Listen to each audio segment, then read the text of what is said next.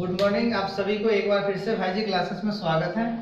आज हम trading account के बारे में जानेंगे। ट्रेडिंग अकाउंट को हिंदी में कहते हैं व्यापारिक खाता।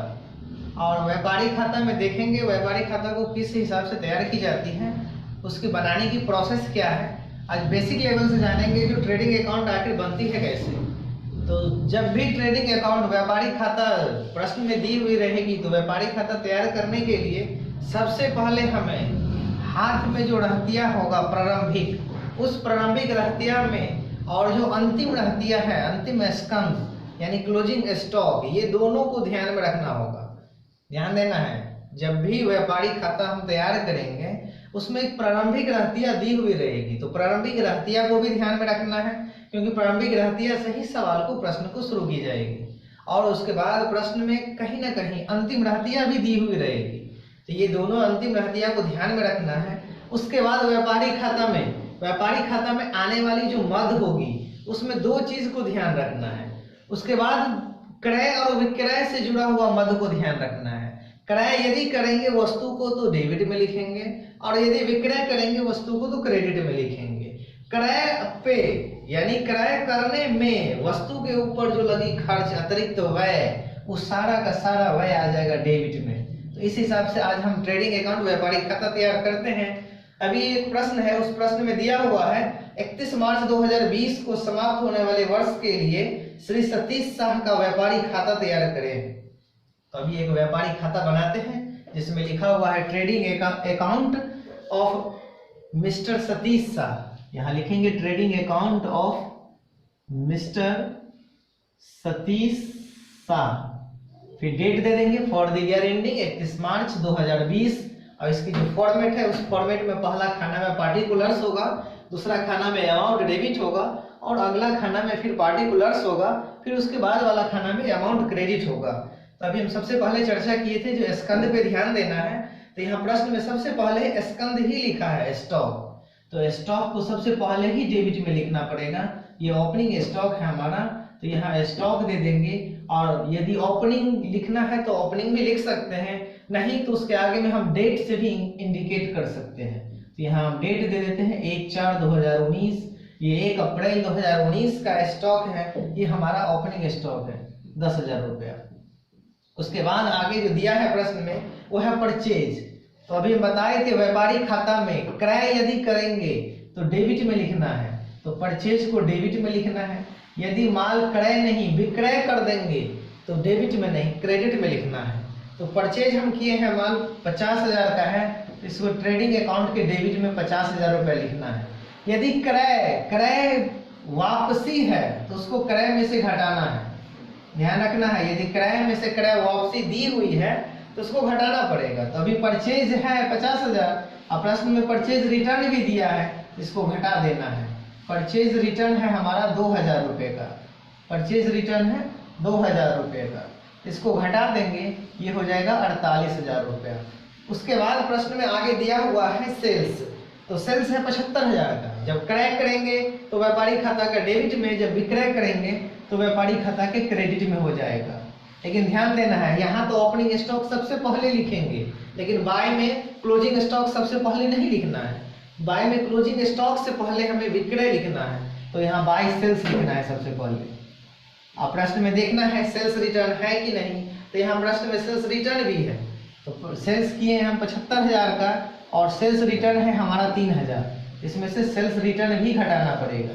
तो लेस कर देंगे सेल्स रिटर्न। ये सेल्स रिटर्न कितने का हो गया? 3,000 का। ये घटा करके टोटल हो जाएगा इधर क्रेडिट की ओर 72,000 रुपया। अब प्रश्न में आगे दिया हुआ है वेजेस।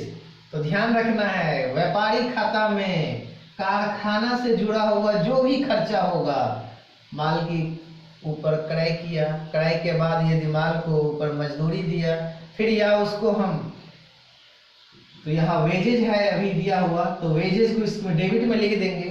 ये मजदूरी है, और मजदूरी कारखाना से संबंधित होती है, इसको लिखेंगे 1,500 रुपया से डेबिट में। फिर आगे है इसी में दिया हुआ मशीनरी। ध्यान देना है, ट्रेडिंग अकाउंट में मशीन नहीं आएगी, मशीन संपत्ति है। इसे आगे हम बताएंगे। ट्रेडिंग के बाद प्रॉफिट एंड लॉस अकाउंट आगे की क्लास में होगा। फिर उसके बाद बैलेंस शीट, तो इस मशीन को हम बैलेंस शीट में आगे दिखाएंगे, वो आगे की क्लास में ये सब चीज होगी। उसके बाद फिर यहाँ अभी प्रश्न में क्लोजिंग स्टॉक दिया है, तो क्लोजिंग स्टॉक को ट्रेडिंग अकाउंट के क्रेडिट में लिखी जाती है, अभी चर्चा किए थे कुछ देर पहले। तो यहाँ क्लोजिंग स्टॉक अभी हमको ट्रेडिंग अकाउंट को क्रेडिट में लिखना है। तो क्लोजिंग स्टॉक जो है वो है 10,000 रुपया से, तो 10,000 रुपया अभी हम क्रेडिट में लिखेंगे।